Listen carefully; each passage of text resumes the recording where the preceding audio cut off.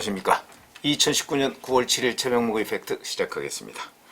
자, 어젯밤에 전격적으로 조국 법무부 장관 후보자의 부인이 기소가 됐습니다. 사문서 위조 혐의입니다.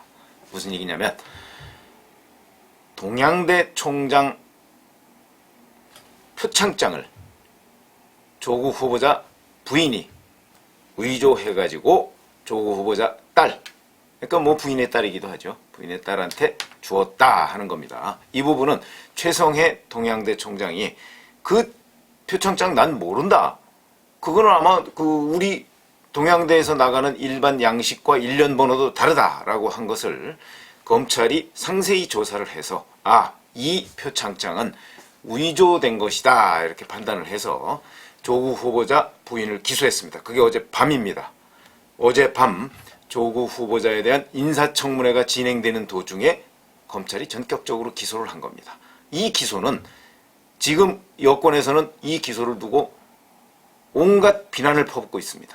그러나 법률적으로 본다면 조국 후보자의 딸이 이 표창장을 가지고 부산대 의전원에 입시 전형을 신청했을 때가 바로 이 시점이고 그것이 2012년 9월 7일이기 때문에 사문서 위조는 공소시효가 7년입니다. 그래서 어젯밤 12시가 되면 공소시효가 끝납니다.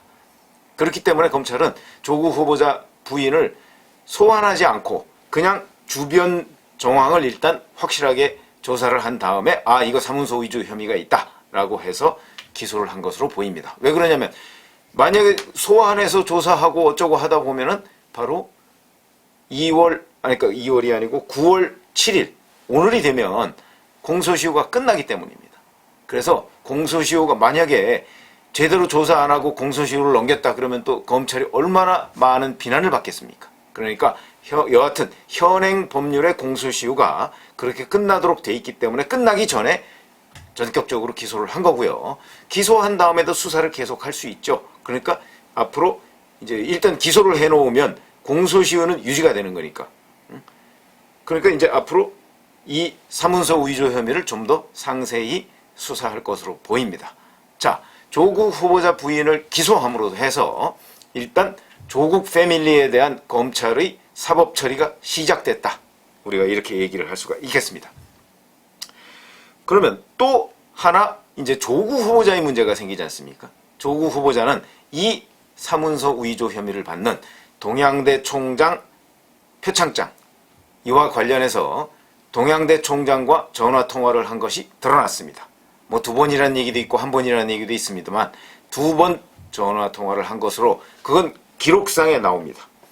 정경심 교수가 첫 번째로 통화한 것을 이어받아서 바로 전화를 바꿔서 통화를 했는데 아마도 최성해 총장 말에 따르면 이거를 그냥 총장실에서 어학원에다가 표창장을 발행할 수 있도록 그렇게 위임해 준 거로 하면 우리 총장님도 살고 그 다음에 정 교수도 산다. 자기 부인이죠. 산다. 그렇게 좀 해달라라고 요청을 한 것으로 최성해 총장은 증언을 하고 있고 바로 조국 후보자는 그게 아니고 이게 사실관계대로만 밝혀달라고 얘기를 했다라고 얘기를 하는데 누구 말이 더 사실인 것 같습니까? 당연히 최성해 총장 말이 사실에 근접하는 것으로 보이고 또 왜 그러냐면 최성해 총장이 언급하는 내용이 우리 법률 고문팀에다가 물어봤더니 그렇게 하는 것이 둘 다 살 수 있는 길이다 라고 얘기를 한다. 그러니까 예를 들어서 최성해 총장이 만약에 이 말을 지어내려고 했다면 조국 후보자가 법률 고문팀이 있는지 없는지 어떻게 알겠습니까? 그 다음에 최성해 총장은 법률 전문가가 아닙니다. 그렇기 때문에 이런 얘기를 한 것으로 미루어 봐서는 아마도 최성해 총장 말이 사실에 근접할 것이고 그래서 검찰도 그 부분에 관해서 확실한 증거를 잡고 기소를 한 것으로 보입니다. 그러면 조국 후보자가 했던 최성해 총장도 살고 정 교수도 산다는 이 문제, 이건 결국 증거인멸 교사입니다. 그러니까 조국 후보자도 앞으로 수사 과정에 따라서 증거인멸 교사 혐의로 문제가 될 소지가 매우 높아졌다. 우선 이거를 말씀을 드리고요. 그 다음에 또 웅동학원 문제와 관련해서 어제 그 증인한 사람이 나왔었죠. 나왔는데 그 사람은 뭐 이 재정 회계 이런 문제에 관해서 이사회에서 논의한 적이 없다고 했지만, 자 2000년에 보면 2000년은 1999년에 조국 후보자가 웅동학원의 이사로 취임한 이후입니다. 바로 공사비 채무를 어떻게 갚느냐는 문제로 해서 회의를 열었는데, 그 회의에 보면 조국 후보자가 삼청합니다라고 표시한 것이 있습니다. 삼청. 그러니까 누군가가 제안을 했고 제청했고 본인은 삼청을 했고 그 옆에 자기 직인이 찍혀 있습니다. 도장이 찍혀 있습니다. 부인할 수 없는 증거죠. 그런데 이런 문제와 관련해서 그동안에 웅동학원은 이런 문제들을 가지고서 소송 사기 의혹에도 휩싸여 있는데, 이 문제에 조국 후보자가 얼마나 개입되어 있느냐에 따라서 요것도 사법 처리 가능성이 있는 내용입니다. 그 다음에 검찰은 어저께 이 사모펀드죠. 그 사모펀드의 이상훈 대표라는 사람을 불러서 조사를 했습니다. 아직 뭐 어떤 내용을 조사해서 결과가 어떻게 나왔는지는 잘 모릅니다만은 드러난 것이 없습니다. 그러나 이 사모펀드는 잘 아시다시피 조국 패밀리 펀드입니다. 조국 후보자 본인만 거기에 투자를 안 했을 뿐이지 부인, 아들, 딸, 그 다음에 조국 후보자 처남의 자식까지 했고 기타 다른 투자자는 없습니다. 그러니까 이건 조국 패밀리 펀드입니다. 그러니까 이 패밀리 펀드로 만든 이 이유가 뭐겠느냐.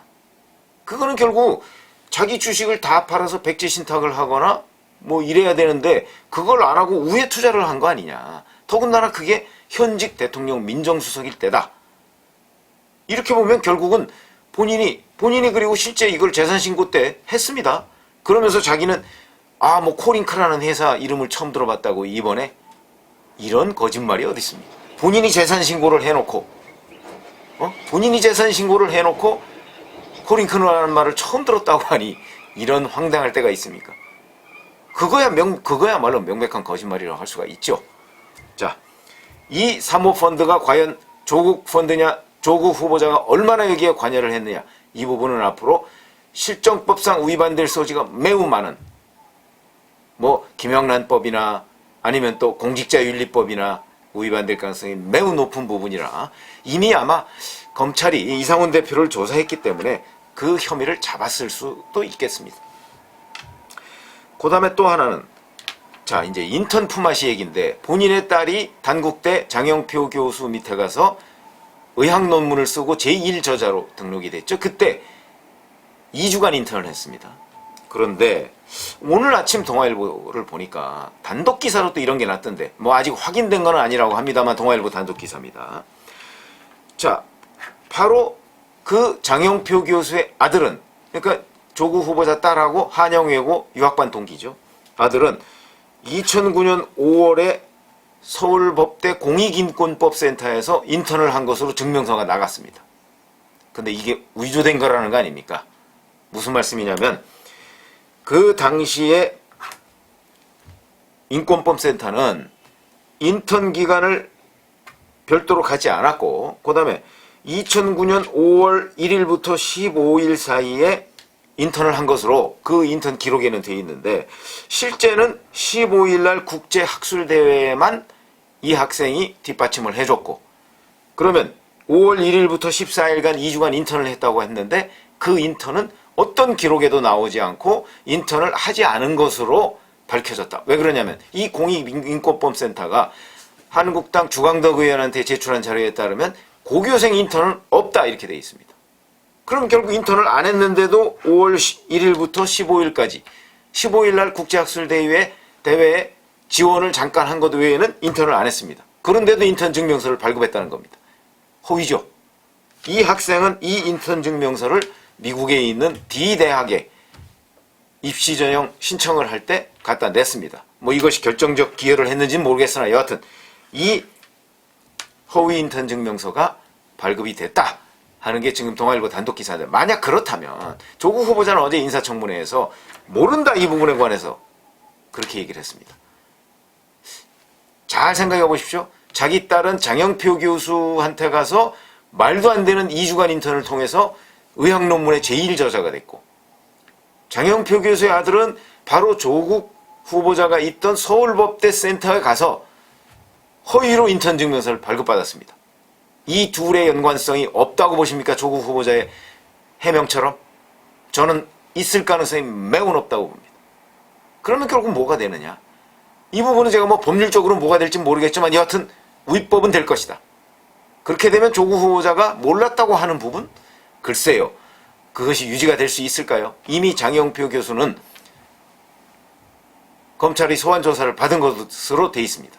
그렇기 때문에 장영표 교수가 이 부분에 관해서 얘기를 했을 것이고 아마 그 결과에 따라서 조국 후보자도 소환 조사를 받을 가능성이 매우 높다. 이렇게 생각을 합니다. 그러니까 그것만 해도 벌써 위법 행위의 가능성이 여러 가지가 드러나고 있습니다. 자, 그러면 이제 조국 후보자 부인을 불구속 기소하는 것으로 사법 처리가 시작됐다 제가 이렇게 말씀드렸는데 그러면 그 조국 패밀리에 대한 또는 조국 본인에 대한 사법 처리는 어떻게 될까요? 만약에 문재인 대통령의 임명이 늦어진다면 그 중간에 또 한 사람을 사법 처리할 가능성 저는 있다고 봅니다. 뭐 예를 들어서 딸을 이 사문서 위조 행사죄, 왜냐하면 이걸 부산대 의전원에 갖다 제출했기 때문에 이렇게 기소할 수가 있습니다. 또는 더 구체적인 내용이 드러나면 예를 들어서 증거인멸 교사 혐의로 조국 후보자를 기소할 수도 있습니다. 그런데 만약에 임명을 빨리 해버리면 이제 월요일쯤 뭐 임명을 해버린다 치면 그렇게 되면 검찰의 수사는 아무래도 약간은 주춤거릴 가능성이 있습니다. 왜 그러냐면 법무부 장관은 검찰총장을 통해서 개별 사건에 대해서도 수사를 지휘할 수가 있기 때문에 그 수사 대상인 사람이 법무부 장관이 된다. 이런 코미디 같은 상황이 돼버렸지만 검찰로서는 현실이니까 이 수위를 적절하게 조절하면서 이제 그때는 대책을 세워야 되겠죠. 어떻게 할 것인가 하는 대책을 세워야 되겠죠. 그러나 수사를 여기서 접을 수는 없을 것이고 계속 밀고 나가되 아마도 상당한 정도의 완벽한 형태의 수사를 하지 않을까. 저는 그렇게 예상합니다. 제가 취재한 바도 대체적으로 그렇습니다. 뭐 그 이론을 제기하는 분도 있긴 합니다만 그러면 수사기관이 만약에 문재인 대통령이 조국 후보자를 조기에 임명한다면 수사기간은 예상보다 길어질 가능성이 있다. 그러면 조국 후보자는 계속해서 피의자 또는 피고발인 또는 수사 대상 상태에서 법무부 장관을 오래 한다. 벌써 어제 인사청문회에서 그런 얘기를 하더군요. 무죄 추정의 원칙을 얘기하더군요. 그러니까 무죄 추정인 상태의 수사 대상자가 계속해서 법무부 장관이 되는 이런 대한민국 헌정사에 처음 있는 일이 벌어질 것으로 보입니다. 그렇게 되면 검찰은 수사기간을 아마도 예상보다는 훨씬 길게 가져갈 가능성이 있다. 그러면 이른바 불투명성, 법률적인 불투명성은 훨씬 더 길어질 것이고 이런 어떤 희화적인 상황은 오래 지속될 가능성이 있다. 이래저래 대한민국의 국격은 땅에 떨어지는 이런 현상이 벌어질 것으로 보입니다. 감사합니다.